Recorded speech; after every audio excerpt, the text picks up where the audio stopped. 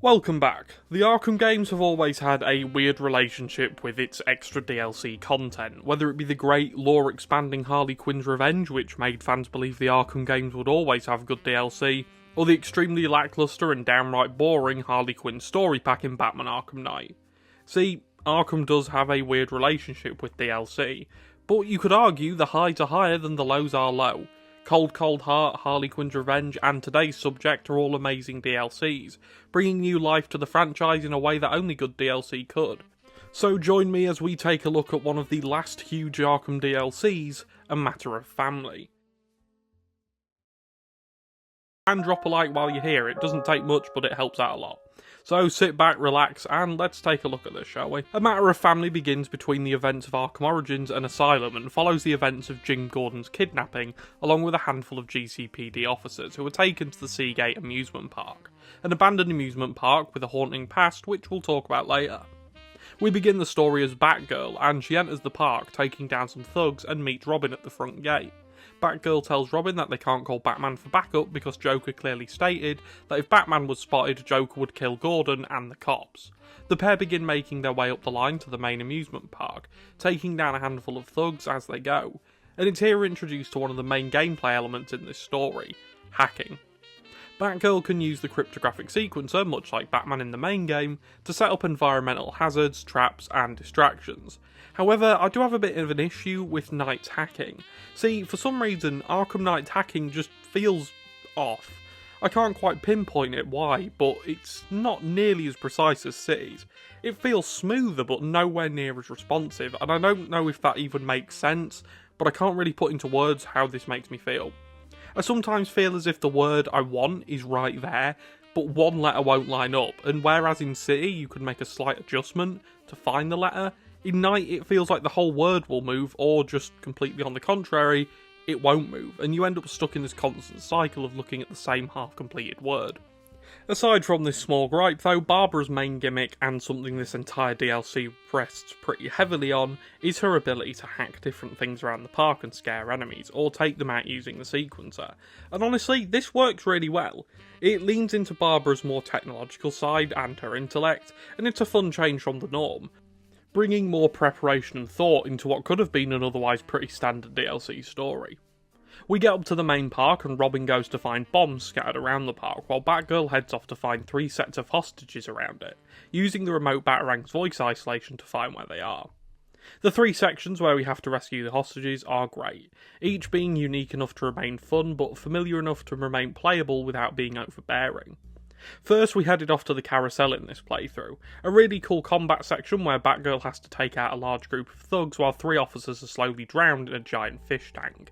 It's worth mentioning here that this DLC has a very limited enemy pool when compared to the main game, having only medics and the dynamically changing weapon wielding enemies, and this makes this one of the easiest story packs because for the most part, if you don't want to, you don't need to worry about switching up your combo or using different gadgets in combat, being able to just take the enemies down with your standard moves, and this can make for a pretty derivative experience from time to time, but luckily, coming in at about 35 minutes on a normal playthrough, the lack of enemy variety doesn't get old enough quick enough to feel boring to fight, but when you notice the lack of variety, it is a little bit annoying. Anyway, we rescue the cops using the explosive gel and head back out into the park. Robin tells us of a bomb, and so that's the next step and our next feature, dual team combat. We get one section of this before this bomb, but this seems timely to talk about it. The dual team combat is so cool in this section. It's the first and only time we see the future Mr. and Mrs. Gordon Drake team up in combat, and although it's a little generic with not many unique voice lines or takedowns, it's a cool combo to get to play as, and as a bonus, both characters are pretty fun to play as. Batgirl is my preference, her animations and takedowns are really cool, and I think she just feels good to play as, whereas some characters can feel pretty meh. Harley Quinn, I'm looking at you, but Batgirl strikes the fine line of familiar and unique, which makes for a really fun character to play as, and experience throughout the DLC. We disarm the bomb and head back out into the park, this time for our next batch of hostages. This time in the bowels of the park. Heading through this park though is so eerie, something backed up by its origin story. A story which has all the hallmarks of a Joker and Harley special.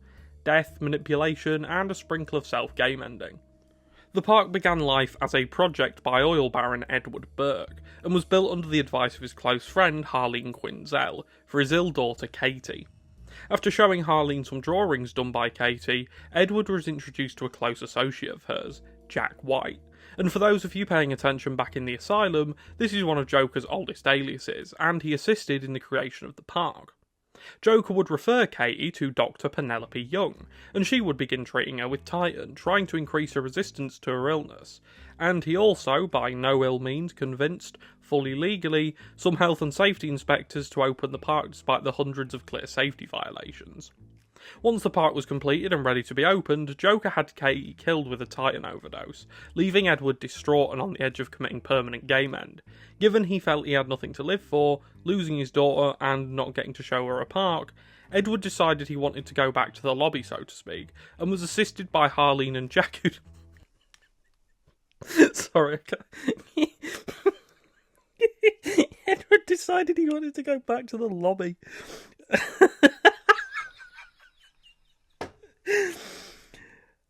Where was I again?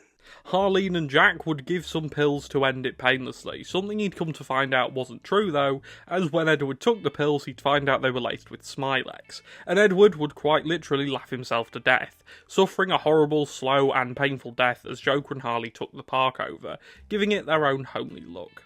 The park is genuinely horrifying, and I think this backstory gives it an edge. There's something sinister, clearly, about turning a little girl's world into a permanent reminder of what could have been and the happiness lost, replaced with the Joker's twisted play on the word. When Batgirl reaches the next hostages, a giant stealth section awaits at the Ghost Ship attraction. This section is quite easy despite the number of enemies, there being 13 of them in total. Batgirl slowly picks them apart using the attractions to her advantage and picking them off one by one, and eventually she takes them all out, freeing the next group of hostages. But Robin finds another bomb, so we race across the park to find it and disarm it, this time in an even bigger combat encounter which does get a little cramped, but the Bat Babies manage it and take them out. Speaking of babies, there's a really interesting comment Joker makes to Batgirl early in this DLC about how Batman's been distracted by his two new proteges and believes it's what they call baby brain, and the best way to deal with baby brain is to get rid of the babies. This is quite an interesting comment to make considering how he came into possession of the park, and it's just something I thought would know. I don't think it means anything other than that. But yeah, it was just something I discovered and thought, oh, that's quite interesting. Alas, we need to rescue the final hostages, this time on a Ferris wheel from hell.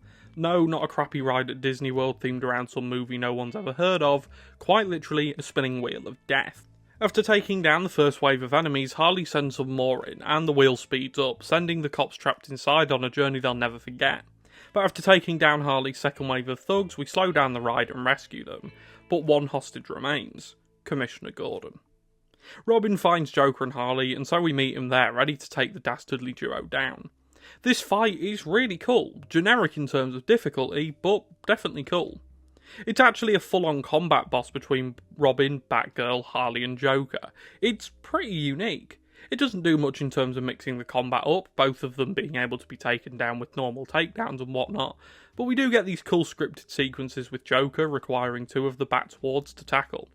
The fight carries on and ends up with the Bat and the Bird winning, rescuing Gordon but not before the SWAT bust in and Joker takes Quinn hostage, using her as a meat shield before making his grand escape down into the city, using a parachute to fly away with the wind as Quinn screams for her Mr. J to escape. When Quinn's taken away and the dust settles, Gordon thanks Robin and his daughter as she tries to hide her face from her. Surely though, even under the mask he could see it was Barbara straight away, but he doesn't. And this is where our story ends. After the story ends though, we can head back out into the haunting park, breaking Destructibles and Joker teeth for no other reason than satisfaction. The park's also riddled with Easter eggs, stories and otherworldly stars, but A Matter of Family is a great DLC. A great world-building story which is made all the more emotional given the bookending of tragedy that surrounds the story. The first being the manipulation and untimely death of the Burkes and Jack White's unorthodox property acquisition, and the second being Barbara's loss of spine and her untimely and sudden end to crime fighting. Something we can see here she has a knack for and a love for.